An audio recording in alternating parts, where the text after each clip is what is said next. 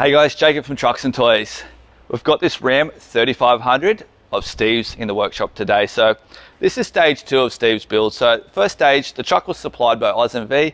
It's a 3500 high output night edition. So it already looks incredible to start with. But what we've done to make this truck even better is a Carli 3.25 pintop kit. Now this truck has all the Carli options. It's got the radius arms, the sway bar, steering stabilizers, diff guard, you name it, it's got it, and it drives absolutely incredible. On this truck, set of 37-inch 13.5 mud tyres by Toyo, Method HD wheels, most reliable wheel on the market. So the color-coded flares with the black studs just really ties in that color-coded night edition theme.